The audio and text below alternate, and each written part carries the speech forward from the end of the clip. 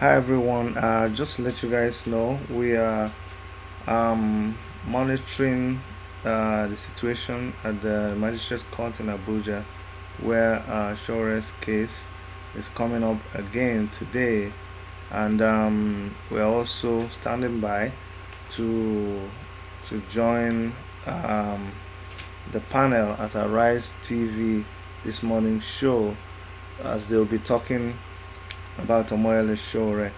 So just to let you guys know, we're gonna go back to the Arise TV people and then monitor them, and then we'll come back and once the Showore's case is called, but the magistrate is already in court. Sowore is yet to come to court.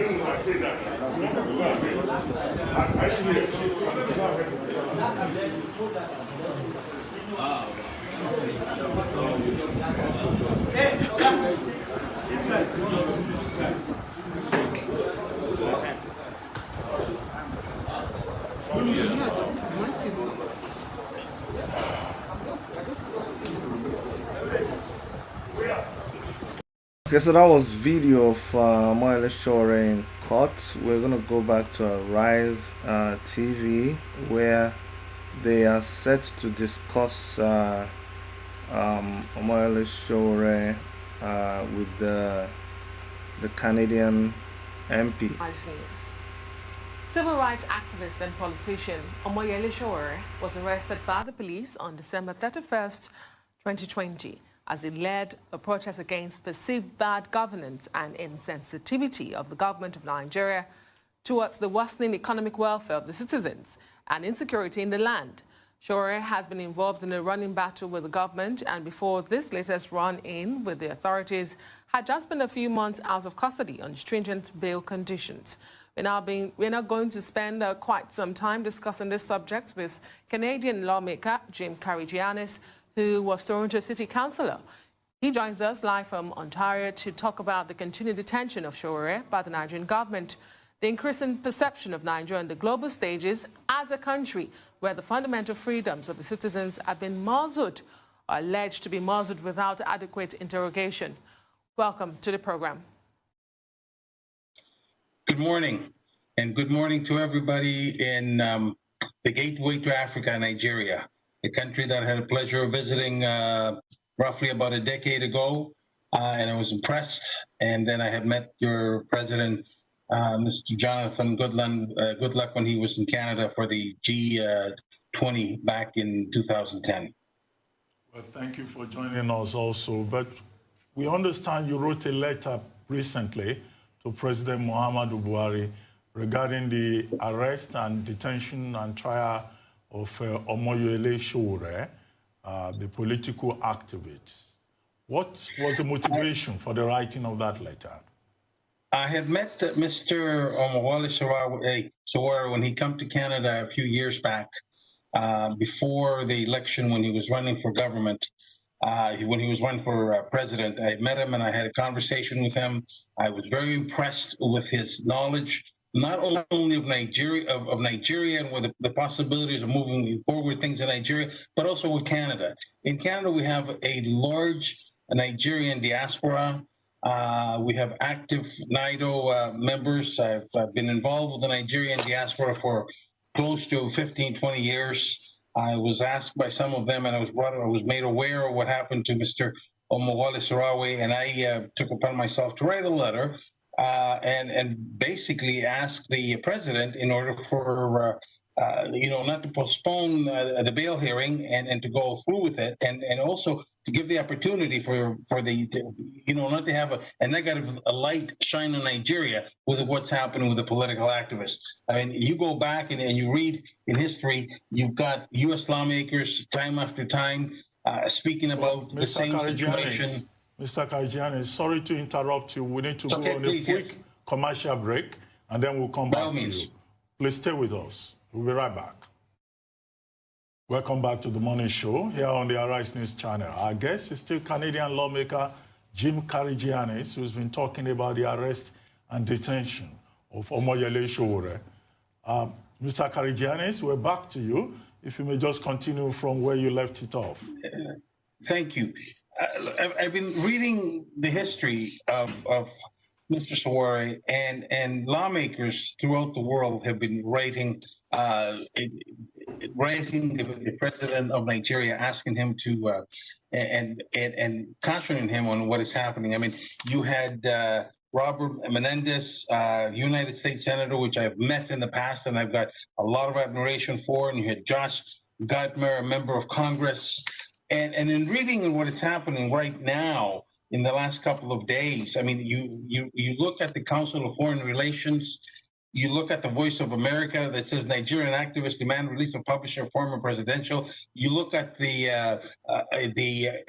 agency French, the French AFP, Agence Française Presse, and the whole thing just it's mind-boggling. I mean, this man, okay, he protested, he was arrested. Bail him, give him the opportunity to have a bail. It looks like there's a witch hunt against him for the last number of years.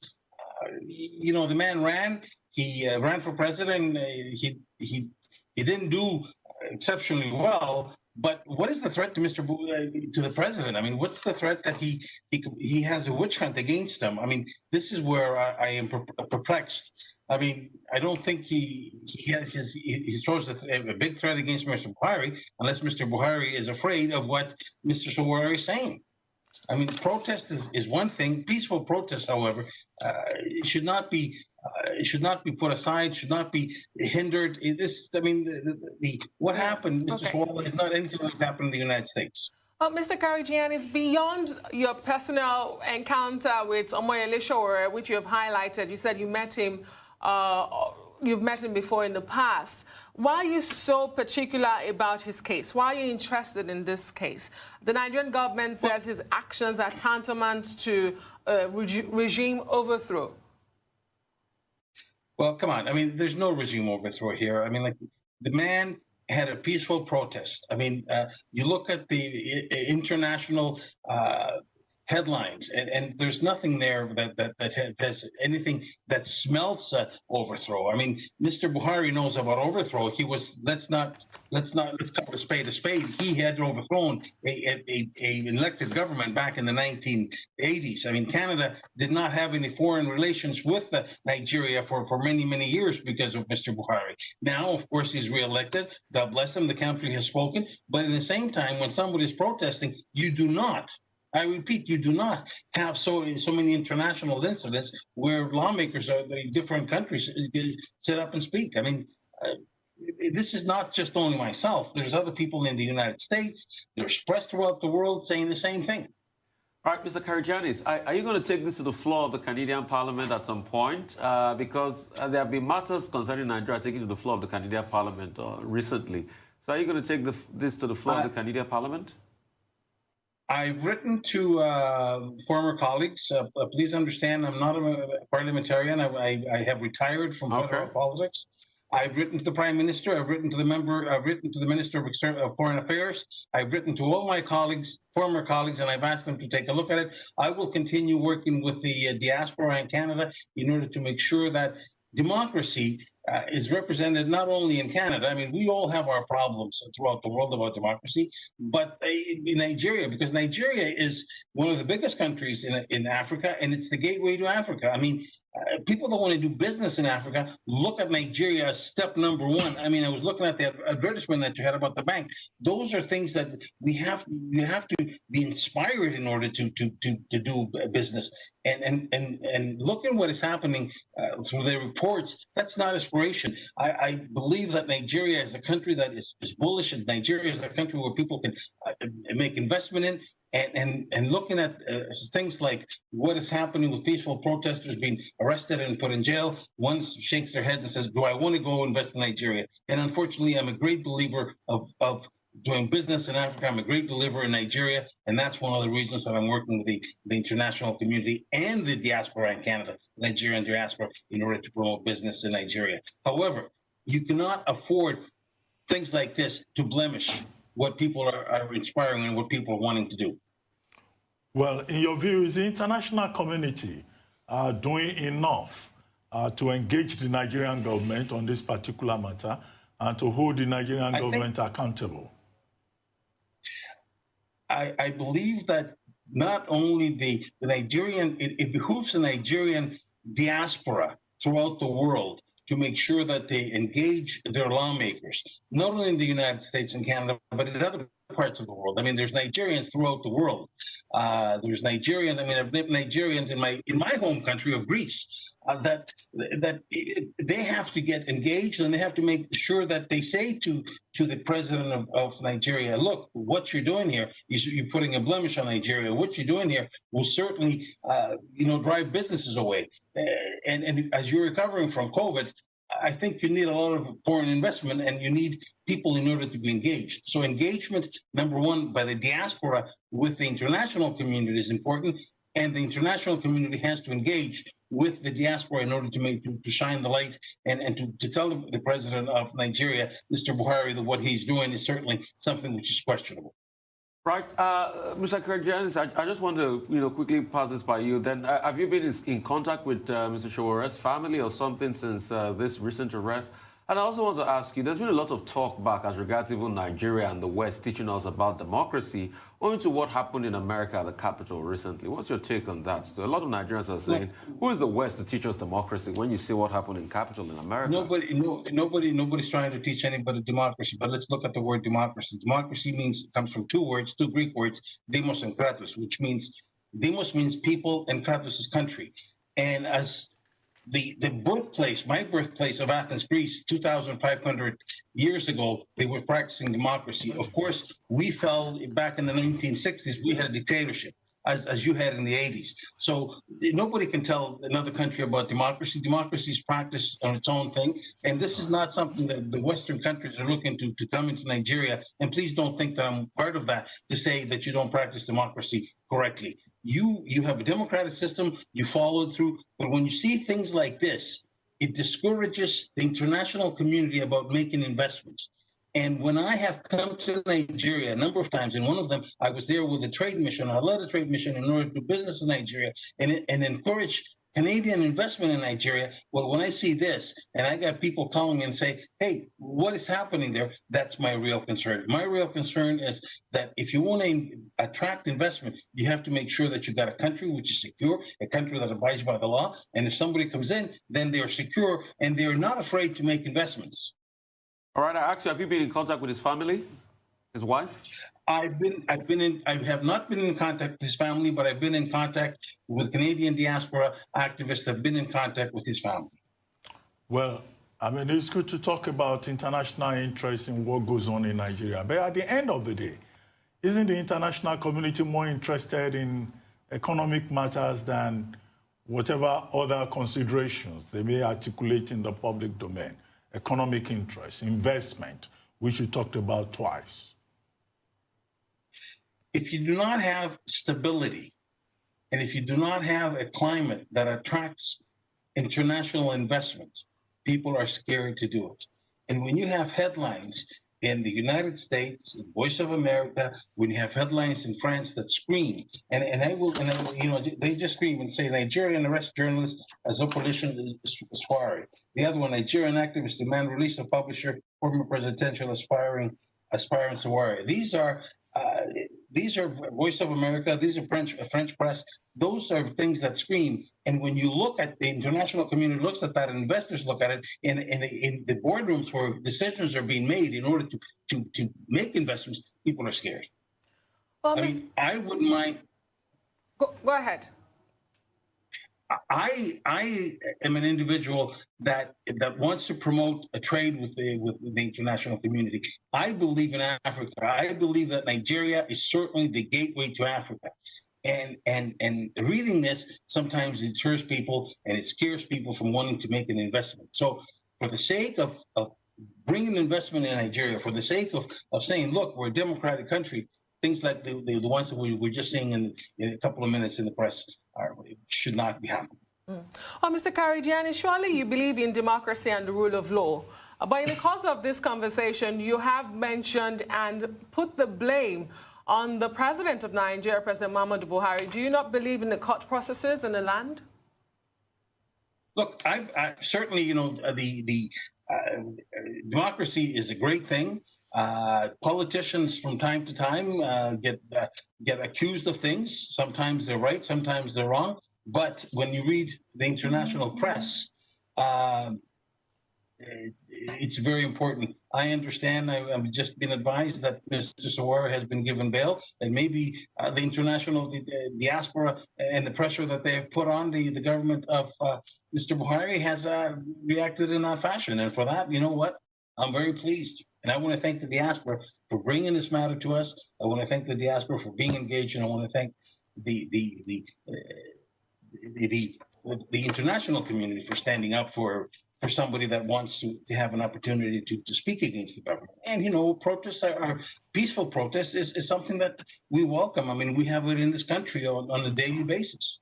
Right. I mean, from what you said, is anything to go by. Anyway, we've not made our confirmation here that has been given bail. That shows you that, voila, things can change in a split second. And you were just talking about not granting him bail earlier on, and voila, now he's got bail. So democracy prevails in Nigeria, isn't it, my friend? I truly been to live in Nigeria. I'm truly looking forward when COVID is over to return with a trade mission to be there to make sure that investments happen. And I truly, you can include me on the fans of Nigeria as a cheerleader of Nigeria, but I want to avoid reading these headlines. I desperately do not want to, when I speak about Nigeria, when I speak about Africa, and people turn around and they throw this at me, those are the things that I'm not interested in reading. I'm not interested in looking. And, understanding that bail has been granted to Mr. Sowore, that's it's a step in the right direction, and he will have his day in court. Well, thank you very much, Mr. Jim Karigiani, for joining us today on the morning show. Thank you very much indeed. Thank you. God bless. And do me a favor. Just pray for a little bit of sunshine like you got over there for us to have over here. We're -5, and you guys are about over 30 right now. I wish we could export sunshine. Thank you. We just might be able to do that. Good day to everybody, and thank you for reaching out. Thank you very much. Thank you. We're so happy. We thank God for the way things have happened, and the way Omoyele Sowore has been released. A bit of breaking news. We're happy to announce to you guys that mandates, you guys know mandates, that is Olawale Bakari, is actually now in United Kingdom. We're going to be bringing you guys a full report about him, and the story is already out. We're glad that Sowore has been granted bail, and we will talk about mandate much later. But yeah, two breaking news that is making us happy right now. Omoyele Sowore is out on bail, and the struggle continues. A couple of minutes ago, we had Honorable Jim Karigianis, former member of parliament and councillor in Toronto, speak up against Omoyele Sowore's incarceration and what the government of Nigeria is doing to quell protesters or stop protesters from protesting. We're going to talk about. We're happy. We're happy to hear that news, and that is where we are right now. That is what we are following. It looks like it's going to be a long wait. We don't know how long it's going to take for them to perfect the bail. So we will we'll end the broadcast for now, and whenever they finish, we will come live and show you guys the video, or just watch out for more details on our channel. It's 5:31 a.m. here, and maybe we need to catch some sleep. And I'll see you guys later. All right, thank you so much for tuning in, and we thank God that at least our prayers have been answered. So take care of yourselves, and I'll see you guys later in the day. Bye bye.